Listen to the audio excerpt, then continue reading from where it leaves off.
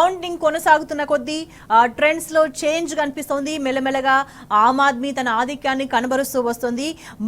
మొదట పూర్తి స్థాయిలో ఆధిక్యంలో మ్యాజిక్ ఫిగర్ దగ్గరలో ఉన్న బీజేపీ మాత్రం సమయం గడుస్తున్న కొద్దీ తమ కౌంటింగ్ తగ్గించుకుంటూ వస్తున్న పరిస్థితి కనిపిస్తోంది. మరోవైపు ఆమ్ ఆద్మీ మ్యాజిక్ ఫిగర్ కి ఎదుగుతూ దగ్గరగా వెళ్తున్న సిచ్యువేషన్ కనిపిస్తుంది. సో ఈ నేపథ్యంలో పూర్తి స్థాయి కౌంటింగ్ అయిపోయేసరికి ఎవరికి ఆధిక్యం రాబోతోంది అనేది ఉత్కంఠ రేపుతోంది. అయితే ఈ నేపథ్యంలో ఇప్పటి వరకు ఉన్న ట్రెండ్స్ ప్రకారం అనేది చాలా చోట్ల దాదాపు 17 నుంచి 20 స్థానాలకు సంబంధించి ఫలితాలు మరి ఇప్పటి వరకు బీజేపీ అయితే ఆధిక్యంలో ఉంది. మరి ఈ ఆధిక్యత కోల్పోతుందా ఏం జరగబోతుంది అనేది మాత్రం ఉత్కంఠ రేపుతోంది. ఎందుకంటే చాలా తక్కువ నెంబర్ మాత్రమే డిఫరెన్స్ కనిపిస్తోంది బీజేపీకి ఆమ్ ఆద్మీకి మధ్యలో. చాలా తక్కువ ఓట్ల సంఖ్యతోనే తేడా ఉన్నట్టుగా కనిపిస్తోంది. తక్కువ ఆధిక్యంలో మాత్రమే బీజేపీ కొనసాగుతున్న విషయం చాలా స్పష్టంగా కనిపిస్తుంది. సో ఈ నేపథ్యంలో కౌంటింగ్ పూర్తయ్యేసరికి ఎవరికి ఆధిక్యం రాబోతోంది, నిజంగా ఏ నియోజకవర్గాలు ఏ స్థానాలు అధికారాన్ని మరి బీజేపీకి కట్టబెడతాయా ఆమ్ ఆద్మీ కట్టబెడతాయా అనేది మాత్రం ప్రస్తుతం ఉత్కంఠ రేపుతున్న పరిస్థితి చాలా క్లియర్ గా కనిపిస్తుంది. ఒకవైపు మాత్రం ఆమ్ ఆద్మీ ఒక ధీమాను వ్యక్తం చేస్తున్న పరిస్థితి కనిపిస్తుంది. అండ్ సీఎంగా ఉన్న అతిషి కూడా ఆమె స్పందిస్తూ 4వ సారి ఆమ్ ఆద్మీ విజయాన్ని సాధిస్తుంది. కేజ్రీవాల్ మరోసారి సీఎం కాబోతున్నారు అంటూ ఆమె ధీమా వ్యక్తం చేసిన పరిస్థితి కనిపిస్తుంది. మరోవైపు బీజేపీ కూడా తమకు తాము ధీమాగానే ఉంటూ కనిపిస్తున్నారు. వీలైనంత వరకు స్ట్రాటజీస్ అన్నిటినీ కూడా ఇంప్లిమెంట్ చేసుకుంటా వచ్చినాం. ఏదేమైనా సరే దాదాపు 25-27 ఏళ్ల తర్వాత మళ్ళీ బీజేపీ అధికారంలోకి రాబోతోందని మరోవైపు బీజేపీ కూడా ధీమా వ్యక్తం చేస్తున్న పరిస్థితి కనిపిస్తుంది.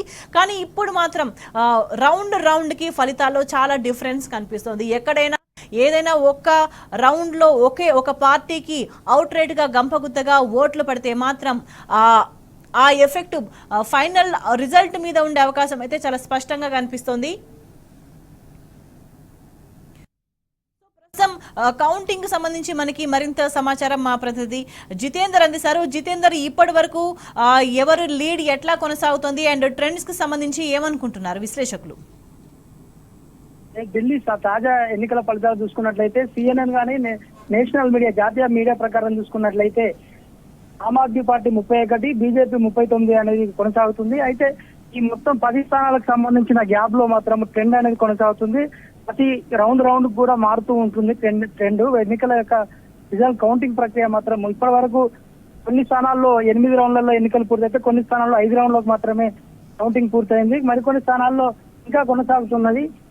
దాదాపు అన్ని స్థానాల్లో కూడా ఒక 5-6 రౌండ్లు ఇంకా మిగిలి ఉన్నట్టు తెలుస్తున్నది. తాజా ఈసీ ప్రకారం చూసినట్లయితే ఎన్నికల యొక్క 2 పార్టీల యొక్క ఎన్నికల ఫలితాలు చూసుకున్నట్లయితే ఆమ్ ఆద్మీ పార్టీ 27 స్థానాల్లోనూ, ఇక్కడ ఈ తాజా ట్రెండ్ ప్రకారం చూసుకున్నట్లయితే కొన్ని ఛానల్ జాతీయ మీడియాలో వివిధ ఛానల్లో చూసినట్లయితే బీజేపీ మాజీ ఫిగర్ దాటిందని కూడా వస్తున్నాయి రిజల్ట్ ప్రకారము. కానీ ఈసీ మాత్రము ఆమ్ ఆద్మీ పార్టీ 31, బీజేపీ 39 స్థానాల్లో పెండింగ్ లో ఉన్నట్లు కూడా తెలుస్తుంది. తాజా పెండింగ్ విషయానికి వచ్చినట్లయితే ఎన్నికల ఫలితాలు ప్రతి రౌండ్ కు మారుతున్నట్లుగా తెలుస్తున్నది. ఈ రౌండ్ లో మారుతున్న స్వల్ప తేడాల్లో దాదాపు 7 నుంచి 8 స్థానాల్లో బీజేపీ 200 నుంచి 300 మధ్య మాత్రమే ఆధిక్యంలో ఉన్నట్లు తెలుస్తుంది. మిగతా స్థానాల్లో చూసినట్లయితే 1000 లోపు ఆధిక్యంలో ఒక 10 స్థానాల్లో ఆధిక్యంలో ఉన్నట్టు తెలుస్తుంది. ఈ యొక్క ప్రతి రౌండ్ కి ఈ యొక్క తేడా అనేది మారుతున్నట్లు కూడా ఎన్నికల కౌంటింగ్ సరళిని చూస్తే కనిపిస్తుంది.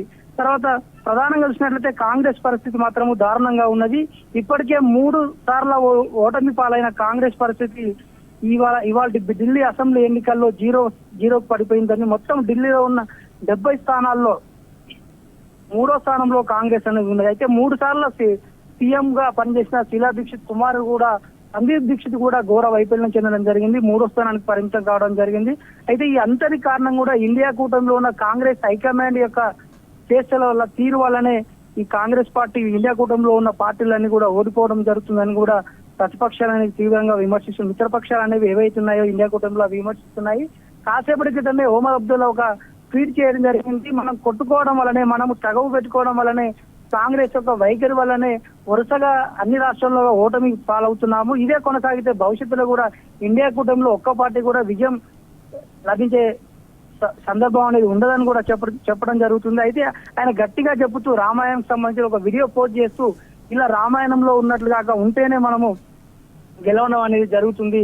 లేకుంటే ఓడిపోవడం జరుగుతుంది. ఇండియా కూటమిలో కాంగ్రెస్ వైఖరి స్పష్టంగా కాంగ్రెస్ వైఖరి మీద ఇండియా కూటమి నేతలని విమర్శలు చేస్తున్నారు.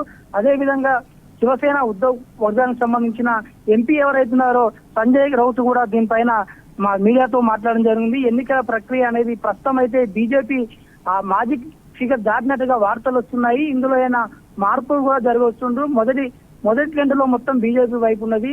తర్వాత వచ్చే ట్రెండ్ లో ఏమైనా మార్పులు ఉండొచ్చు. ఆమ్ ఆద్మీకి కూడా అవకాశం ఉన్నదని కూడా చెప్తున్నారు. అయితే బీజేపీ కాంగ్రెస్ కనుక ఆమ్ ఆద్మీ పార్టీతో కలిసి పోటీ చేసినట్లయితే ఫలితాలు మెరుగ్గా ఉండేవి. కాంగ్రెస్ ఒంటరిగా పోటీ చేయడం వల్ల ఆమ్ ఆద్మీ పార్టీ నష్టం జరిగిందని కూడా సంజయ్ రౌత్ అభిప్రాయాన్ని వ్యక్తం అయితే జితేందర్, కీలకంగా ముస్లిం నియోజకవర్గాలే విజేతను నిర్ణయించబోతున్నాయని ఒక చర్చ జరుగుతుంది. సో ఈ నేపథ్యంలో అండ్ బీజేపీ చాలా క్లియర్ గా తమ క్యాంపెయిన్ చేసినాము, సో ఇప్పటివరకు ఆమ్ ఆద్మీ పరిపాలించింది, ఎక్కడెక్కడైతే చిన్న చిన్న వైఫల్యాలు కనిపిస్తున్నాయో వాటిని గట్టిగా పట్టుకొని ప్రజలకు తీసుకెళ్లామని ఒక భావనలో ఉంది. మరోవైపు ఆమ్ ఆద్మీ కూడా ఏదేమైనా సరే మేము ఒక ట్రూత్ఫుల్ గా ముందుకెళ్తున్నాము, ట్రాన్స్పరెంట్ గా ఉంటూ ప్రజలకు వీలైనంత సేవ చేస్తున్నాము, చేసుకుంటూ వెళ్తున్నాము అనే ఉద్దేశంలో ఆమ్ ఆద్మీ కనిపిస్తుంది. సో ఈ నియోజకవర్గాలు ముస్లిం నియోజకవర్గాల వాళ్ళ ఆలోచనలు ఎటువైపు ఉన్నాయి, అక్కడ ట్రెండ్ ఎట్లా ఉండే అవకాశం కనిపిస్తుంది? ఇప్పటి వరకు ఉన్న ట్రెండ్ ప్రకారం అక్కడ బీజేపీకి ఎడ్జ్ కనిపిస్తుందా లేదా ఆమ్ ఆద్మీకి కనిపిస్తుందా? అయితే గతంలో జరిగిన అసెంబ్లీ ఎన్నికలకు సంబంధించి కూడా చూసినట్లయితే ఎక్కడైతే ముస్లిం పాపులేషన్ ఎక్కువగా ఉందో అక్కడ బీజేపీ యొక్క ఓట్లను ఎక్కువగా పడడం అనేది జరుగుతుంది. దాన్ని పరిశీలించినట్లయితే అయితే అసెంబ్లీ ఎలక్షన్ల ముందు కాంగ్రెస్ బీజేపీ ఒక్కటయ్యాయి. కాంగ్రెస్ మొత్తం కూడా బీజేపీకి ఓట్లు వేయడానికి ప్రయత్నిస్తున్నది, ఆమ్ ఆద్మీ ఓడించడానికి ఒక కుట్ర చేస్తుందని కూడా ఆప్ నేతలు విమర్శలు చేయడం జరిగింది. అందుకు వాళ్ళు చెప్పినట్లుగానే ఎక్కడైతే ముస్లిం ఏరియాలు ఉన్నాయో ముస్లిం ఏరియాలో ఉన్న కాంగ్రెస్ ఓట్లన్నీ కూడా బీజేపీకి టర్న్ అయినాయి అనేది కూడా ఒక వాదన అయితే వినిపిస్తుంది. ఒక పరిశీలనలో వెల్లడైనట్టు తెలుస్తుంది. అయితే ప్రధానంగా కాంగ్రెస్ ఎక్కడ కూడా 70 స్థానాల్లో ఎక్కడ కూడా కనీసము మూడో స్థానానికే పరిమితమైంది. ఎక్కడ కూడా రెండో స్థానానికి రాకపోవడం పైన కూడా అనుమానాలు వ్యక్తమవుతున్నాయి. కాంగ్రెస్ మొత్తం కూడా కాంగ్రెస్ అభ్యర్థులు ఎవరైతున్నారో ఈవెన్ కాంగ్రెస్ పార్టీ కూడా బీజేపీకి ఓట్లు వేయమని చెప్పడం వల్లనే ముస్లిం ఏరియా ఎక్కడైతే ముస్లిం ప్రాబల్యం ఉన్న ప్రాంతాల్లో కూడా బీజేపీకి ఎక్కువ ఓట్లు పడ్డాయి. వాళ్ళు ఆమ్ ఆద్మీ పార్టీ నష్టం జరిగేలా ఈ యొక్క చర్యలు చేపట్టారని కూడా చెప్తున్నారు. అయితే జితేందర్, ఇప్పటి వరకు ఎక్కడైతే ఆధిక్యం కనబరుస్తూ వస్తుందో బీజేపీకి ఒక స్వల్ప ఆధిక్యమే, తక్కువ నెంబర్ మాత్రమే కనిపిస్తుంది. సో రౌండ్ కి ట్రెండ్స్ లో డిఫరెన్స్ కనిపిస్తుంది. ఎవరికి ఆధిక్యం అల్టిమేట్ గా కంటిన్యూస్ గా కొనసాగుతున్న పరిస్థితి, లేదంటే షార్ట్ నెంబరే డిఫరెన్స్ ఉంది. కాబట్టి ఎవరికైనా ఆధిక్యం రావచ్చు, ఎవరైనా ఒకేసారి దూసుకెళ్లే అవకాశాలు కనిపిస్తున్నాయనే చర్చ జరుగుతున్న నేపథ్యంలో ఇంకా ఈ ఉత్కంఠ ఎంతసేపు కొనసాగే ఛాన్స్ కనిపిస్తుంది. రౌండ్ కి డిఫరెన్సెస్ అయితే కొనసాగుతున్నాయి. అండ్ మెల్లగా బీజేపీ ముందు ఉన్న నెంబర్ కంటే కొంత తగ్గుతూ వస్తుంది, ఆమ్ ఆద్మీ నెంబర్ పెరుగుతూ వస్తుంది కదా. అయితే స్వేచ్ఛ ప్రధానంగా చూసినట్లయితే మొదటి 1 అవర్ లో పోస్టల్ బ్యాలెట్ సంబంధించిన విషయంలో చూసినట్లయితే మొత్తం కూడా బీజేపీ వన్ సైడ్ గా అత్యధిక స్థానాల్లో వచ్చినట్లుగా ఫలితాలు వెల్లడైనాయి. జాతీయ మీడియాకు సంబంధించినటువంటి ఒక డిఫరెంట్ తేడా అనేది కౌంటింగ్ సంబంధించిన ఫిగర్స్ లో చూసినట్లయితే మనకు స్పష్టంగా తేడా కనిపిస్తుంది. ఉదాహరణకు జాతీయ మీడియాలు చూసినట్లయితే CNN 31, ఆప్కి ఇస్తే బీజేపీకి 39 స్థానాలు ఇచ్చింది. అదే ఎన్నికల కమిషన్ రిపోర్ట్ ప్రకారం చూసినట్లయితే బీజేపీకి 40 స్థానాలు, ఆప్కు 30 స్థానాలు. అంటే ఈ రెండు ప్రధానంగా విశ్లేషణ చేసినట్లయితే ఈ రెండింటి మధ్యలో కూడా 2 పార్టీల మధ్య కూడా 10 స్థానాలు మాత్రమే తేడా ఉంది. అయితే ఈ ట్రెండింగ్ అనేది మారే అవకాశం ఉంది. మరో గంట సేపట్లో స్వల్ప మెజార్టీలో ఉన్న స్థానాల్లో మార్పు వస్తుంది.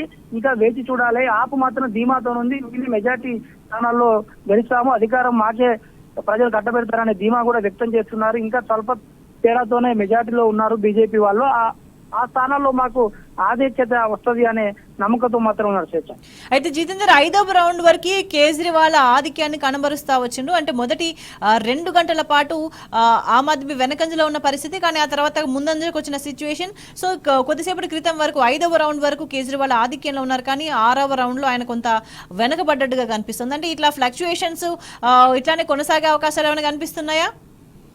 అయితే గతంలో జరిగిన లోక్సభ ఎన్నికల్లో వారణాసి ఎన్నికల్లో చూసినట్లయితే మోడీ కూడా మొదటిసారి 2-3 రౌండ్లలో వెనుకంజ వేయడం జరిగింది.